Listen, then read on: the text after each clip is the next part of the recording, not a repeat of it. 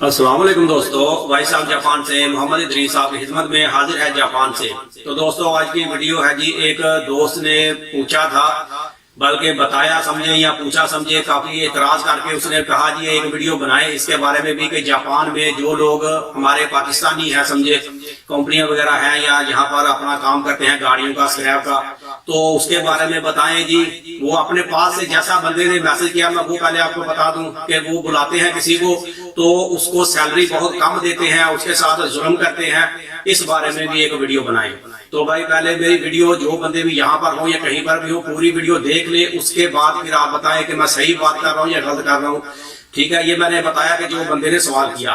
तो अब मैं इसको आपको थोड़ा सा डिटेल से बता देता, हो सकता है वीडियो थोड़ी सी लंबी हो जाए। तो भाई पहली बात सुने, मैं आपको एक डिटेल से बता दूं कि खर्चा यहाँ पर कितना होता है तकरीबन, फिर आप लास्ट में इसके ऊपर बात कर लेंगे। तो आप देखें जी, बंदे ने जैसी बात किया कि सैलरी कम देते हैं, तो सैलरी आपके ख्याल से कितनी होनी चाहिए? सबसे पहले यहाँ पर एक बंदे का जो रूम का किराया है वो आप देख लें, और जो बंदे यहाँ पर बुलाते हैं पाकिस्तानी किसी को भी, तो वो उसको हर चीज देते हैं, रिहाइश खाना पीना हर चीज उस बंदे को देते हैं। कंपनी जो साचो बोलते हैं, आप समझ लें, जो मालिक होता है वो बुलाता है किसी को भी। अब सबसे पहले रूम का किराया आप देखें, नॉर्मल रूम भी यहाँ पर लेंगे तो 35-40 हजार यानी उसका किराया है एक महीने का। चले आप 35 हजार लगा लें, बाकी बिजली गैस और पानी ये भी काफी महंगा है। इसके ऊपर भी मैंने वीडियो बनाई हुई है ऑलरेडी कि यहाँ पर खर्चा कितना होता है, आप वो देख लें, लेकिन इसमें मैं आपको मुख्तसर सा बताता जाता हूँ। 35 हजार रूम का किराया हो गया और 20 हजार जो है ये बिजली गैस और पानी के बिल वगैरह आ जाते हैं। इंटरनेट भी चाहिए होता है बंदे को, तो उसका भी 4-5 हजार इसमें ऐड कर ले। चले फिर भी 20 हजार ही आप लगा लें। 35 हजार रूम का किराया, 20 हजार बिजली गैस और पानी का बिल हो गया, और खाने पीने का एक 10 हजार आप लगा लें। टोटल ये कितने हो गए? 65 हजार। अब इसको आप आज के रेट से ही समझ लें, एक 1.40 यानी एक यन का एक यन यानी 1 लाख का 1,40,000 बंदा पाकिस्तानी मिसाल के तौर पर समझे, तो ये टोटल तकरीबन 65 हजार को आप 1.40 से ज़रब देंगे तो ये 91 हजार बनते हैं। और इसमें मजीद अगर आप खर्चा वगैरह लगा लें 8-9 हजार और भी लगा लें पाकिस्तानी, तो तकरीबन 1 लाख समझे एक बंदे का सालाना ये महीने का खर्चा आता है। अब उसकी सैलरी आप देखें, अगर पाकिस्तानी उसको अरबाब जो है वो 1.5 लाख पाकिस्तानी उसको सैलरी देता है, तो ये सैलरी कम नहीं है। 1.5 लाख की सैलरी देके और 1 लाख रुपया उसका खर्चा हो रहा है अगर वो अकेला भी रहेगा तो, लेकिन ये उसको फ्री में सारे खर्चे मिल रहे हैं। तो 1 लाख वो प्लस करे और 1.5 लाख सैलरी, तो कितनी सैलरी बन गई उसकी महीने की पाकिस्तानी हिसाब से? 2.5 लाख रुपया। तो कौन कहता है कि 2.5 लाख सैलरी कम है? आप खुद भी सोच के देख लें। तो इस तरह से ये सूरत बनती है। लेकिन होता क्या है नॉर्मली, ये मैंने आपको खर्चा बता दिया, अगर इतनी सैलरी हो तो कम से कम इतनी सैलरी तो देते ही है यार, इतना भी कोई भी नहीं करता। कम से कम 1 लाख या 1.5 लाख सैलरी तो पाकिस्तानी बंदे को देते ही देते हैं। लेकिन जितनी भी सैलरी होगा खर्चा बंदे का 1 लाख तकरीबन पड़ जाता है, बल्कि इससे ऊपर जाता है, नीचे तो आ ही नहीं सकता। तो ये 1 लाख का खर्चा कौन कर रहा है? वही मालिक कर रहा है जिसने बंदे को बुलाया हुआ है। और फिर होता ये है नॉर्मली, जो मेन चीज है जो बंदों को लगता है ये जुल्म हो रहा है, जुल्म इस तरह से हो रहा है कि वो बंदे ने जुल्म ये कर दिया कि लोग पहले बोलते हैं भाई हमें वीजा दे दें, वीजा दे दें, वो लेने देने की बात छोड़े, क्या दिया क्या लिया, मैं उस पर बात नहीं करता पैसों पे। बात यह है जी हमें बुला ले। जब वो बंदे ने जुल्म ये कर दिया कि उसने बुला लिया, जब बुला लिया जाहिर सी बात है कि वो बंदा पुराना है, यहाँ पर सेटल है, उसने भी यहाँ पर टाइम दिया है, अपना कारोबार सेट किया है, लाखों रुपए उसने लगाए हैं कारोबार पे। तो अब अगर वो कारोबार कर रहा है और अल्लाह उसको तरक्की दे रहा है तो वो लाखों एक दिन में भी कमा रहा है। तो जो नया बंदा आता है वो ये सोचता है यार ये मुझे पाकिस्तानी 1.5 लाख रुपया मसलन सैलरी दे रहा है, और ये तो एक दिन में 1 लाख कमा रहा है या एक दिन में 50 हजार कमा रहा है, तो यार ये मेरी सैलरी तो 2 दिन में या एक तो गाड़ी की बचत में ये पूरी कर लेता है, ये मेरे साथ जुल्म कर रहा है, ये मुझे पैसे कम दे रहा है। तो भाई आपको पहले नहीं मालूम कि जो बंदा यहाँ पर है, कोई भी बंदा हो, तो वो भाई उसने मेहनत की है, मेहनत करके वो इस मुकाम तक पहुंचा है। आप भी मेहनत करो, पहले काम सीखो समझो, फिर बाद में आपने करना हो तो आप कर लो।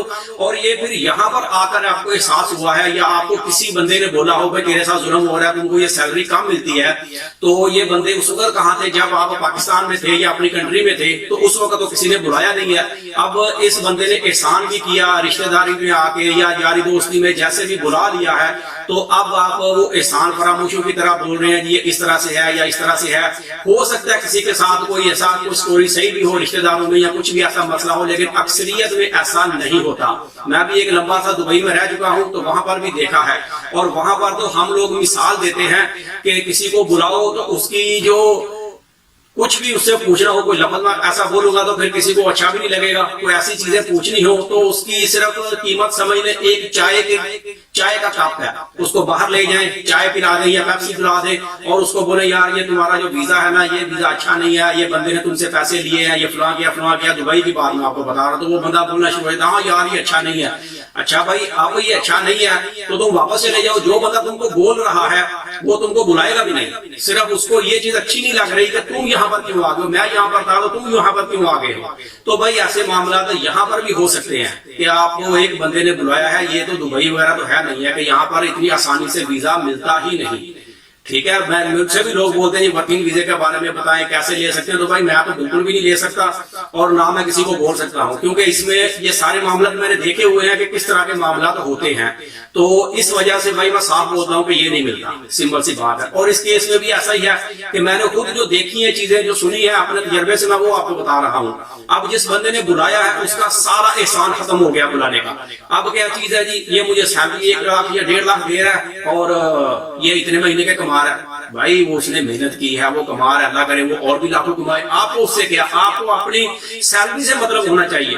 अगर आप फैक्ट्री में काम करोगे तो कितने कमा लोगे, इससे 50,000 ज्यादा कमा लोगे। तो फैक्ट्री में काम कैसे करोगे, जापान आओगे कैसे, सिंपल सी चीज है, बाहर कंट्री में आओगे कैसे। अब जिसका वीजा है वो तो नहीं बोलेगा कि आप दूसरी जगह पे जाओ, और ना ही जाने की इजाजत है। आप जाओगे उसकी कंपनी को भी मसला हो सकता है और आपको बाहर काम करने की इजाजत ही नहीं है। अगर बंदा सोचे कि मैं रिफ्यूजी डाल दूं, तो भाई जिसकी कंपनी है उसको भी मसला हो सकता है। आपने रिफ्यूजी ही डालना है, अगर बाहर काम करना है तो वापस चले जाओ, दोबारा अपने दम पे फिर से आ जाओ, जैसे भी आना होगा वो आपकी मर्जी है, वापस आ जाओ और फिर से कोशिश करो, फिर देखो। लेकिन ये चीज बिल्कुल भी गलत है कि एक बंदे ने भाई ये एहसान किया और बुलाया यहाँ पर या किसी भी कंट्री में हो, बुलाया हो और फिर बंदा उसके बारे में ऐसी चीजें सोचे या बातें करे, तो ये तो भाई बिल्कुल एक गैर मुनासिब सी बात है और एहसान फरामोशी वाली बात है। तो इस तरह से तो करना नहीं चाहिए। अब जिस बंदे ने भी कमेंट्स किया उसके साथ ऐसा मामला हुआ तो भाई मैं उसके बारे में तो नहीं बता सकता, लेकिन जो एक हकीकत है वो मैंने बता दिया आपको। लेकिन हो सकता है किसी 100 में से किसी एक बंदे के साथ कोई ऐसा मामला हुआ हो, लेकिन अक्सरियत में ऐसा नहीं होता बिल्कुल भी। कोई बंदा किसी के ऊपर जुल्म नहीं करता। यहाँ पर जितने भी पाकिस्तानी हैं वेल सेटल हैं, ठीक ठाक कारोबार अपना करते हैं, अच्छे खासे पैसे कमाते हैं और किसी के साथ भी जुल्म नहीं करते। अब बंदा सोचे जी मेरे साथ इतना खर्चा, भाई जितनी सैलरी आपको वो बंदा दे रहा है उसका तो खाली पेट्रोल का शायद 1 महीने का खर्चा इससे ज्यादा हो। तो किस किस्म की आप लोग बात करते हैं या सोचते हैं कि वो बंदे यहाँ पर किसी को बुला के तो जुल्म करते हैं। ऐसा भी नहीं होता मेरे भाई। यहाँ से वीजा मिलना भी आसान नहीं है और कोई बंदा एहसान करते किसी के ऊपर तो उसका एहसान मानना चाहिए और काम पर तवज्जो देनी चाहिए कि यार ये भी अगर 1 लाख या 1.5 लाख भी पाकिस्तानी मिल रहा है तो ये भी कम नहीं है। पाकिस्तान में आप देख रहे कितने पैसे बंदा एक दिन में कमा सकता है या महीने की सैलरी कितनी बनती है। हमारे तो वज़ीर-ए-आज़म ने पिछली दफा बोला था कि भाई 2 लाख भी सैलरी है तो वो भी सैलरी कम है मेरी। तो आप खुद सोच लें कि जब ये हालात, अब क्या इसके बारे में बोलना, कोई बोलेंगे जी ये सियासी बात होगी तो खैर अपना तो मकसद नहीं है किसी को तनकीद करनी, लेकिन आप खुद सोचें अपनी तालीम क्या है या क्या कारोबार पाकिस्तान में करते थे, क्या काम था वहां पर। एक आम बंदे की, लेबर वाला बंदा जो है उसकी सैलरी कितनी बनती है, यानी कि एक दिन में उसको कितने पैसे कमा सकता है वो, या फैक्ट्री में भी काम करे तो महीने में कितने कमा सकता है। और यहाँ पर जापान में आके आपका एक नाम होगा, यानी कि ये भी एक इज्जत है जी बंदा जापान में काम करता है। यहाँ पर भले जो भी काम करते हो आप, थोड़ा करते हैं ज्यादा करते हैं, लेकिन पता तो है सब रिश्तेदारों में भी। और फिर बंदा ऊपर से इस किस्म की बातें करें कि वहां पर बुला के तो जुल्म करते हैं। अगर ये जुल्म समझते हैं तो आप ना आए, सिंपल सा है, ना आए जी नहीं जाना, हमने नहीं जाना। तो ये चीज है भाई। मेरे ख्याल से इसमें मैंने काफी डिटेल से बता दिया। फिर भी अगर किसी दोस्त को मेरी कोई बात बुरी लगी हो तो मैं माजरत चाहता हूँ, लेकिन इसमें मैंने कोई ऐसी किसी के खिलाफ कोई बात नहीं की है। जो नॉर्मल रूटीन में बातें हैं वो मैंने आपको बता दी है। अगर वीडियो अच्छी लगे तो उसे लाइक कर दें। मिलते हैं किसी अगली वीडियो में, तब तक अपना बहुत ख्याल रखें। पाकिस्तान जिंदाबाद।